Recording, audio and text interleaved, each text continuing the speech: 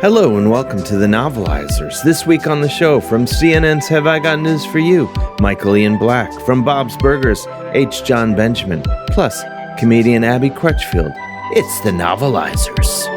Don't want your popcorn, don't want your milk duds, don't want my shoes stuck in pools of sticky cola. Don't show me romance, don't show me fist fights, just show me where it's printed out under the book lights. Yeah, baby, novelize the movie. Give me sentences, paragraphs, nothing to see. Novelize the movie. Write a book and turn it into a podcast. Welcome to the Novelizers. I'm Stephen Levinson. I'm here with our host, Dave Hill. Dave, how's it going? Really great, Stephen. Thanks for asking. So, sorry. Yeah. Go ahead. No, I was just so excited to get started. Language, pal. Watch the language. NPR. Yeah, I'm excited. This is a podcast where we take classic films, we turn them into funny audiobooks with the help of the best comedy writers in the world, and then they're narrated by some pretty spectacular people. Who do we have on the show this week? I don't even remember. They were so good. I'm glad you asked. We have Michael Ian Black. He's an actor, author, current co-captain on CNN's comedy quiz game show, Have I Got News for You, that they haven't booked me on yet for some reason. They should get to it. Yeah, they should. Also, he's a dear friend. Who else? Jon Benjamin. He's a comedian, actor. He's known for Archer, Bob's Burgers, Dr. Katz, a million other animated show, plus the amazing album Jazz Daredevil. He's also a dear friend, if I dare say so. I mean, do we hang out all the time? No. Have we hung out? Yes, many times. We've also got Abbi Crutchfield. She's a comedian. I'm gonna say dear friend also. Comedian, actress, and television personality. You've seen her on The Late Show with Stephen Colbert. Full Frontal with Samantha Bee. I've been on that show, not to brag. Comedy Central. I've been on that, not to brag. And as a host of You Can Do Better on True TV and Up Early Tonight on Hulu. I haven't been on either one of those shows. Jeez. Well, get on that show. Also, we're novelizing Dirty Dancing, one of the sexiest films ever made. There's dirtiness, there's dancing. What happens in today's chapter? Oh, file under, don't even get me started. Baby goes to the secret resort staff party where she can't take her eyes off of Johnny's dancing, and who can blame her? She eventually shares a brief dance with him. I can't wait to hear that, and thankfully I don't have to. Let's get to that chapter. Oh, but wait, before we do, we could use a little money here at the show. We're not made of money here. How can people make that happen? Support the Novelizers Patreon. Help keep gas in the tank. Do it. Keep Steven's family fed. They're so hungry. I don't see a dime of it. I just want his family fed. That's it. That's not too much to ask. No. Michael Ian Black. Novelizes. Chapter 3, Straddling Two Worlds, novelized by Abbi Crutchfield, narrated by Michael Ian Black. As Baby climbed the 87th stair to the party cabin, she worried about her heart rate. Good thing my father's a cardiologist, she thought. I really should have considered how high I was climbing before I offered to haul a jumbo-sized watermelon. But taking on more than she should was Baby's favorite thing to do. Why else would she have a mid-length curly bob with bangs in the age of the pixie cut? Her escort, Billy, was carrying not one, but two of the massive green boulders. Eager to impress her, he hoped she noticed how he used what was left of his strength to force the party doors open without putting the fruit down. Baby took one look at the people inside and froze. The staff members were dancing sensually to the music, their bodies pressed and undulating like her mother's salmon in aspic. Time stood still. Granted, time was a very loose concept at Kellerman's, as the year was 1963, but the staff and guests had hairstyles and clothing from 1987. They were of the moment and from the future all at once. The air in the room was warm and thick like Heinz ketchup, an apt metaphor since it was a product that was popular throughout the 1960s and the 1980s. The harmonizing vocals of the contours swelled to a crescendo. filling the large room with impressive sound, considering the music must have come from a simple record player. You could swear there was a large Sony stereo rack system somewhere nearby. As lead singer Billy Gordon belted out, "Do you love me?" Billy the Kellerman's employee thought, "What is love? Oh, baby, don't hurt me. Don't hurt me no more." But baby had forgotten all about him. She had a new goal. She had a new goal now, and that was to figure out what she was witnessing. Despite her lofty academic aspirations and emotional maturity, she was incredibly naive. She wondered to herself, are these people doing it? Is this going all the way? She always thought you had to be naked to have sex, and at home in a bedroom, and at least 40 years old. But now she wasn't so sure. Her knees buckled under the weight of the oversized produce she foolishly agreed to carry. It was making her biceps hurt, but it was too slippery to adjust without dropping. The last thing she wanted was to draw attention to herself by smashing the watermelon, thereby shocking the spectators and covering them in bits of fruit. She could not know that the gesture would have been a crowd pleaser, because Gallagher would not add that to his tour for another decade. But enough time hopping. This isn't True Detective. Billy was desperate for Baby to know that he was alive, an agony matched only by the scourge of carrying the heaviest fruit on the planet. He swore this was the last time he would volunteer to be the errand boy for the party food. Who in the world asked for these?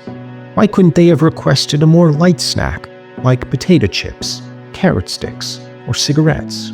Maybe this was a slight from the cooking staff who gave them to him. They may have been jealous that they could not participate in the secret staff party, because they had to spend the evening preparing the herring stuffed celery, the lime cheese salad, the tuna casserole ring, the room temperature stack of glazed weenies, and the meatloaf mousse.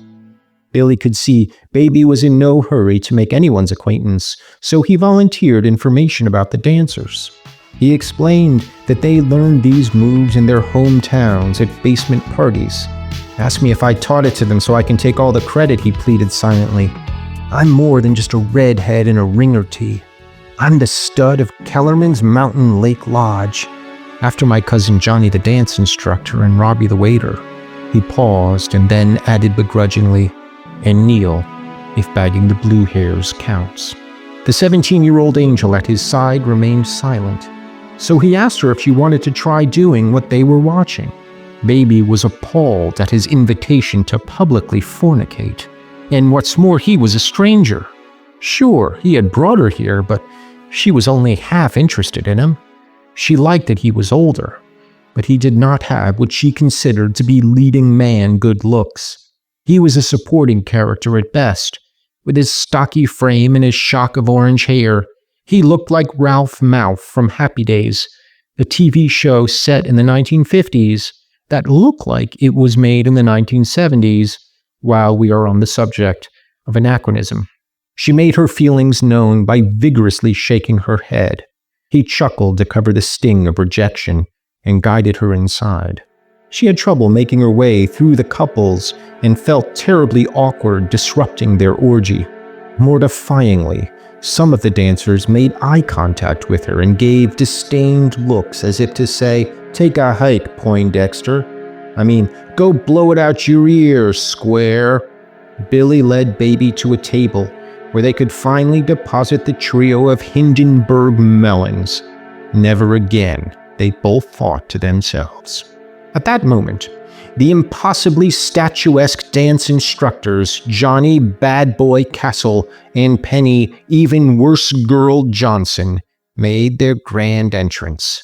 They were welcomed by the hoots and hollers of the gang. Now they looked like movie stars, Baby thought. Johnny was tall, svelte, and firmly in his 30s. Penny had the body of a ballerina and the hair of a glam metal bandmate. Baby recognized the gorgeous duo from the ballroom, but here at the party, it was like seeing them for the first time. They were in their element, and finally able to be their true selves, unhinged maniacs. From the way they grabbed their friends to the way they slithered onto the dance floor, they were pure sex in Baby's opinion.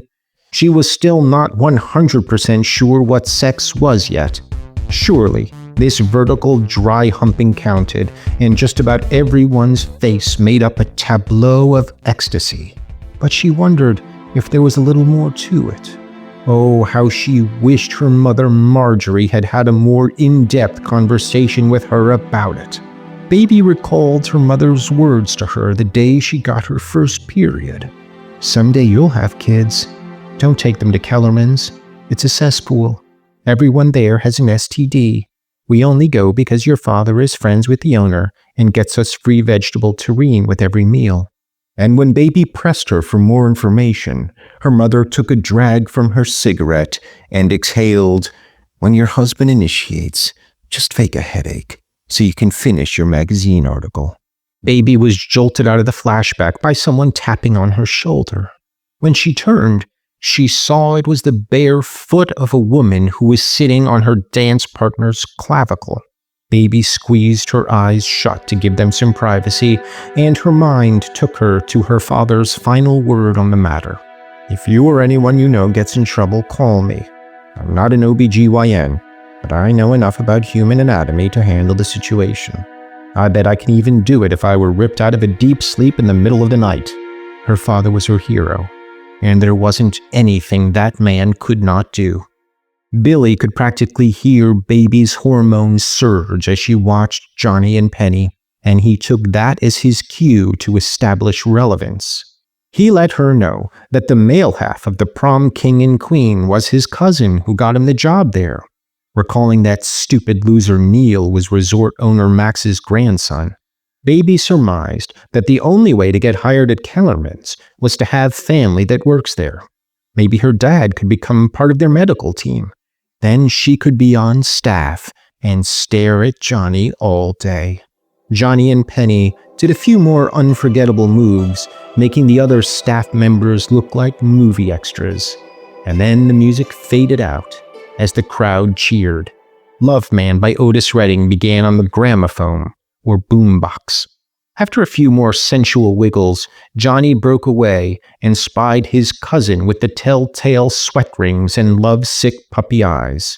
He instantly knew the $5 he slipped the cooking staff to load him up with their heaviest fare paid off. Pranking Billy was one of many ways he maintained dominance at the resort. Other methods included announcing who was allowed to put who into corners, and framing elderly couples for theft if they failed to tip him properly. Billy appeared to be accompanied by a high schooler, which was not a good look, and she had on pastels, which was unconscionable at a beatnik shindig, so Johnny interrogated him. He demanded to know why there was a guest at their staff party. Billy explained that he brought her as his date. In that instant, Johnny plotted to take the girl away from Billy just to teach him a lesson. Plus, he was bored. Clueless dipstick Neil was probably going to make him end the season with the mambo again, or worse, the pachanga. In a moment only Quentin Tarantino could truly appreciate, all eyes were on Johnny and Penny's feet.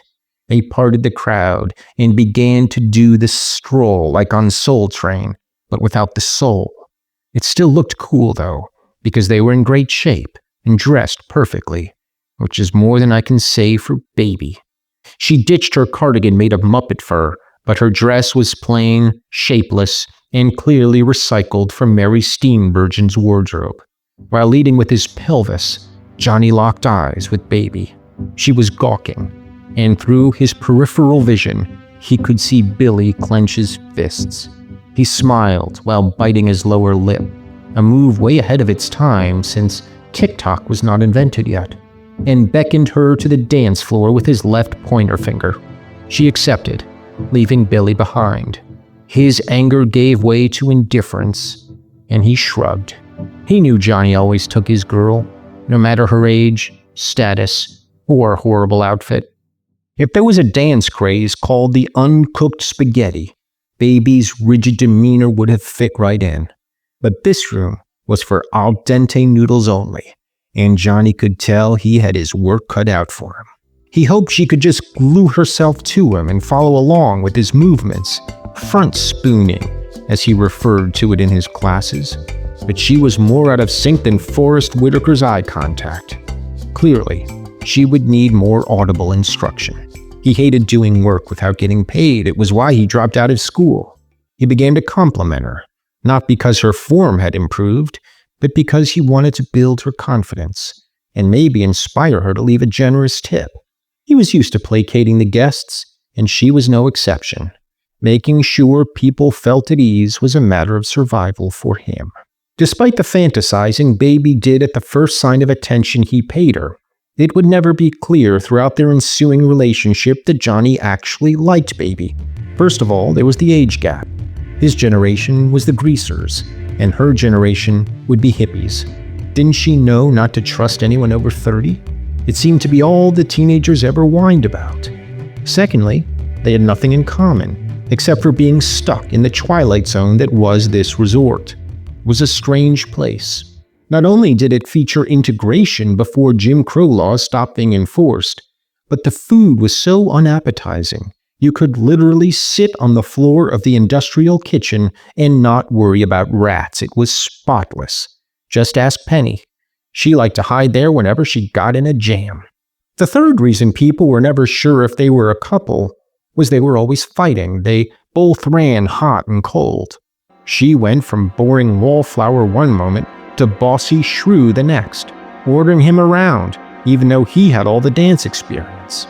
He went from cranky grandpa to helpless toddler, sometimes admonishing her and sometimes adoring her by giving her way too much credit when she did something obvious, like call a doctor in a medical emergency. Baby had no way of knowing this, but her presence at the stack party was actually required. The fog that settled over the room was neither dope smoke nor steam from the sweat of the sexy dancers, but a supernatural mist that emanated from a decades-old curse.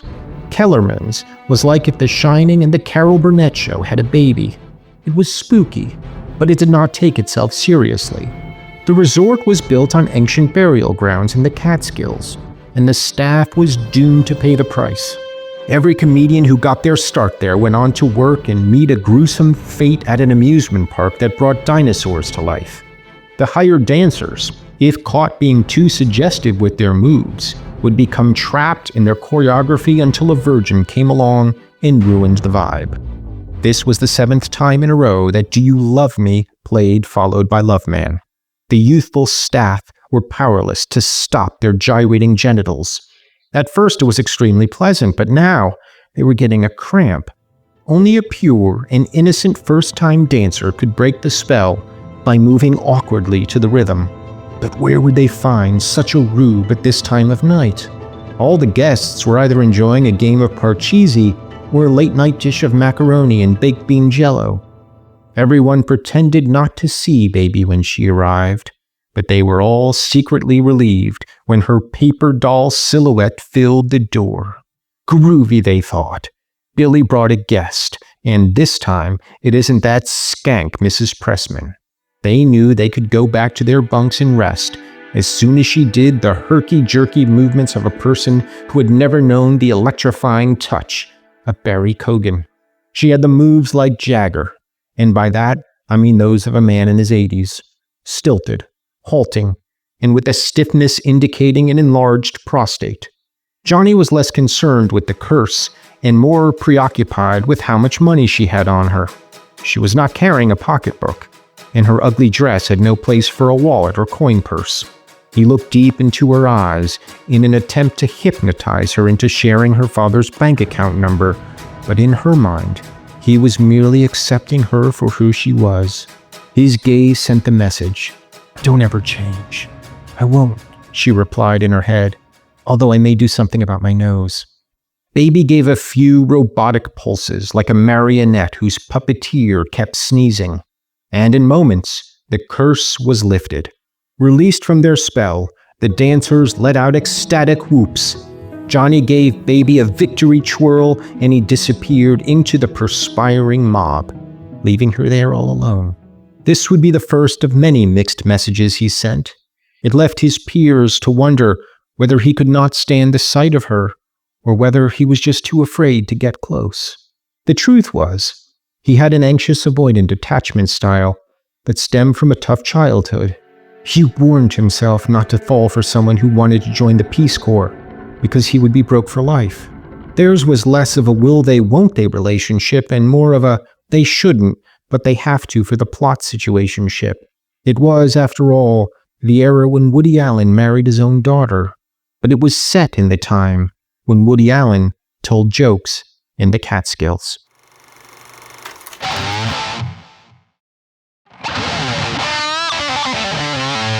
Fabulous chapter. Thank you, Michael Ian Black. Thank you, Abbi Crutchfield. Of course, every single week on the show, we talk to someone who worked on the film Dirty Dancing. This week is no exception. Let's hear that interview. Hello, everybody. Welcome to another interview portion of the Novelizers. I am Kevin Carter, and I am here with Stephen Levinson, who was an actor on the movie Dirty Dancing. Stephen, how's it going today?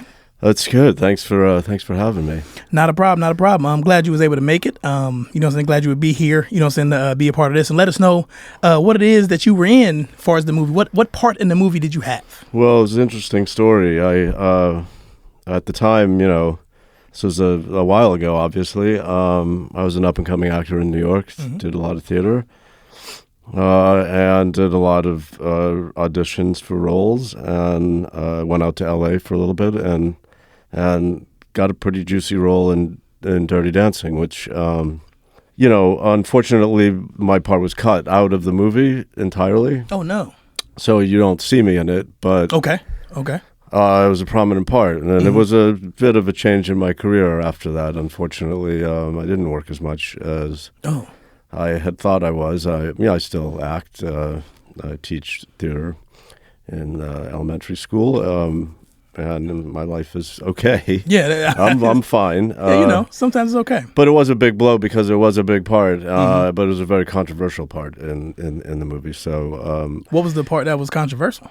Well, there was a lot of changes in the script. Obviously, it's the way these major Hollywood films work, especially back then. The studio system was a lot more present. I mean, It is now too. I'm not saying it isn't. Mm-hmm.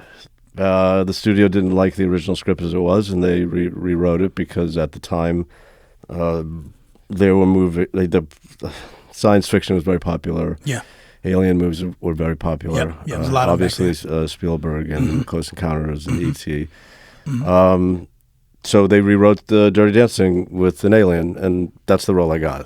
Oh, okay, got you. It was Debu was the character's name. Mm-hmm. Was there any dancing in this movie, or Debu did dance? He did dance. Yes. Okay. And I wore it was a lot of work. Yeah. I went through a lot of makeup. To dance. Yeah. Not just to dance, to do the role. It was it was pretty much. I wouldn't even call it a B story. It was pretty much retooled the entire movie, although it still was obviously a romance between Johnny. And that scene did take place in the dance scene, which obviously was the most famous dance scene. Actually, was Patrick Swayze as Johnny and I. Oh, okay. Okay. Yeah. So, but like I said, that was cut. Yeah. So my thing is, I've interviewed. I could give you a little more background on how the story wise. An alien spaceship crashed near the resort. That would be nice. I mean, we're kind Johnny of, and his crew found this spacecraft crashed. Yeah, that's great. I mean, that's great for the background of the movie. It was just that I don't think the listeners have seen it, so we want to Oh, they haven't seen Dirty Dancing. Well, they've seen Dirty Dancing. I mean, just the alien part of it. I don't know if they. It's on the cutting room floor, and I don't know if it will ever be seen. I have some clips of it, which I've shared on YouTube. Oh, really? Okay. But they were taken down. They were taken down. Yeah, they were taken down. Okay. Because we here at the Novelized, we're looking for that juicy that background and that what do you call it, the proof. We're looking at the time, the proof. It wasn't as easy as it is now to have footage. True. I wasn't carrying a beta camera around. I was an actor. I was working. I was there in North Carolina where we shot for at least 6 weeks until I found out that they were going a different direction. Yeah. And it sucks like that. But we want to know a little bit about Steven. So, like, did you always want to be an actor? Like, was that your lifelong dream to be an actor or anything like that? Yeah, I mean, I did theater, and when I was growing up, and did plays, and and then moved to New York and studied at the actor studio, and it was. I don't know. It was a dream role for me because it was obviously I hadn't done a big movie before. Yeah.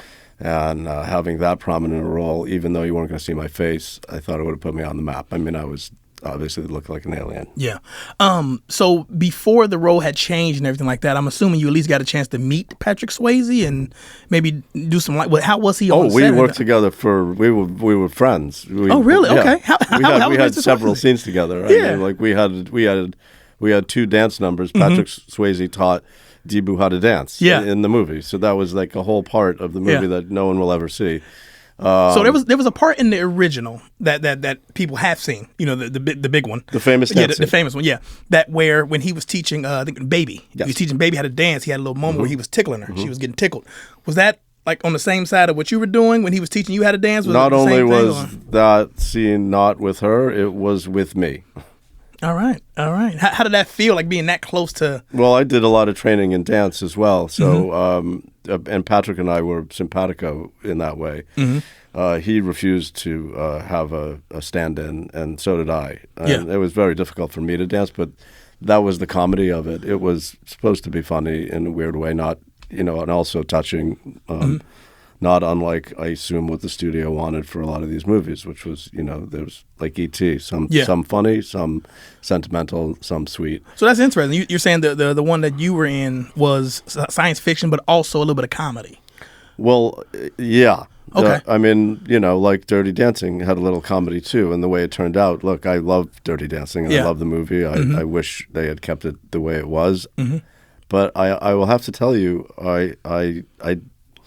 I didn't think it was the right direction to go in, even when I was doing it. I had a sense that maybe this was a weird twist in what could have been, because I knew the story. Yeah. And I knew that it was, written by a woman who had experienced this real story of growing up and going to Jewish resorts and learning how to dance and falling in love in a bit of a forbidden way. Yeah. I'm gonna be honest with you. I agree with you when it's like, Dirty Dancing didn't really go the way it looked like it should have been, because there was nothing dirty about the movie. It was everybody was dressed nice, clean cut. There was no twerking at all. It was just back then that was nothing dirty. That was dirty back then. That was dirty back then. Oh wow. Yeah. Oh wow. Yeah. That's I mean, that's like that was what Dirty Dancing was, right? Prior to, like, even before that, it was the dancing was even less dirty, but was called dirty. It was still called dirty. Yeah. Oh man. I mean, you could even go back to the 19th century where people were standing, away from each other. Yeah. Couldn't touch. And that was still called dirty. That was dirty. Probably because the way you looked at it when you you was touching dancing. someone's shoulder and then you're touching someone's hip. Yeah, that's a lot. Once you touch someone's hip, the next step is sex. At that point, I feel like that's the way that progresses. Is just straight to sex. Yeah, I mean, I don't know about all that, but maybe. Yeah. Maybe in the right circumstance. Yeah. When you were dressed as the alien, was Patrick Swayze also in makeup and character? Was he still just? He was Johnny. He was just Johnny. Yep. Okay. Yeah. Now that you've seen the success of Dirty Dancing and knowing that they took you out and everything like that, how did you feel really feel knowing, you had your shot and they kind of took it away from you? I mean, I have many feelings about it. At one time, I feel like Dirty Dancing is an iconic movie now, and I'm not sure it would have been if they had kept my part. But I think that I would have had a much different career if Debu was in the movie. Yeah. Are you not happy where you are now as an elementary school theater teacher? I don't know how to answer that. Yeah, it's just, I feel like I see people, saying they go through things in life and, saying it didn't work out, and now they're doing something they didn't really feel like they wanted to be a part of and stuff. I mean, I like kids. Kids, okay. I like them. Yeah. just like the kids. I get it. I get it. Yeah. I also people don't know this or not, but I write screenplays and I write and everything like that too. Okay. Yeah. Yeah, and I've been working on something, and I just want to run it by you just to see if. I mean, as an actor, Yeah. I'm a storyteller, so I love to hear. Yeah. stories. The name of the movie is Now You See Me, Now You Don't, and then like in small writing, you say Now You See Me, Now You Don't, small writing, because I'm an elementary school theater teacher. And that's the movie. And it's about an elementary school theater teacher who had big dreams and they get another shot to do it. And then they rise to the top, and it's like a feel good comeback story. That's it. Did you write this before I got here, or? It was kismet. Yeah, I think I wrote it as I was coming in. I was like, I got an idea for a screenplay. Oh, because that's and it just so happened. insanely coincidental. Yeah, it happened. It's magic. It's Hollywood. The character is an elementary school theater teacher. Yeah. Yeah. I mean, that's my story. I mean, I'm not. And I just feel like it's the perfect fit. It's the perfect fit for you. If you want to get back out there, you know what I'm saying, and Oh, were you saying shot. maybe you would be making this movie and potentially casting it? I'm just a screenwriter out here just trying to make a quick buck, and I'm just looking for people who wants to be a part of something greater. I mean, I could easily play that part, or that seems like or a I great could play thing. an alien. Yeah, there's not a part of an alien. I'm sorry, I'll write that in there. I would not rewrite an alien in there that? because that's I don't want to tell that story anymore. Okay, yeah, that story's done. Yeah. Even though, let's say after the Dirty Dancing fiasco, as we would like to call it, and since you've been teaching, has there been any other possible roles that may have came to light that you auditioned for or anything like that? Well, I did audition for a couple roles in other films that some didn't come out, where I was kind of typecast at that point as an alien. So I did some, auditions for other alien parts. Is alien your thing? Is that just your? Are you like typecasted to be an alien or anything like that? No. In the role in Dirty Dancing, I talked as I do now. The alien spoke, but it was through like a transponder device. Gotcha. So I didn't have to put on a voice. So I'm not particularly like the guy who you would go for to do an alien voice. It was, digitally created. Okay, I like that. But I could. Yeah. Yeah. Okay. Yeah. So, Stephen, I want to thank you for sharing your story with us. Yeah, I hope it wasn't a downer for everybody. I mean, like I said, I've had a decent life, and it was a stumbling block in the road, and everybody has to. When a stumbling block comes, you have to stumble your way over it. I agree. Yeah, I agree. A lot of our listeners will look at this and be like, if this isn't a movie already, your story, it could definitely be a Lifetime, like straight to TV movie. Like a docuseries. Yeah, like a docuseries. Yeah, just about your life and how things have happened and stuff. Yeah. I think people want to hear it. Yeah. Yeah. I want to thank you for joining us today. For everybody else listening, you have a good one. I've been Kevin Carter, and this is Stephen Levinson. Scale of 1 to 10, Dave. How much did you learn from that interview? 7 million, basically. 7 million. That's kind of outside the scale, but I get it. That's our show for today, and what a show it was. It's hard to pick a favorite, but this is tied with all the others, for sure. We'll wait till next week. It gets even also tied with all the others. Yeah.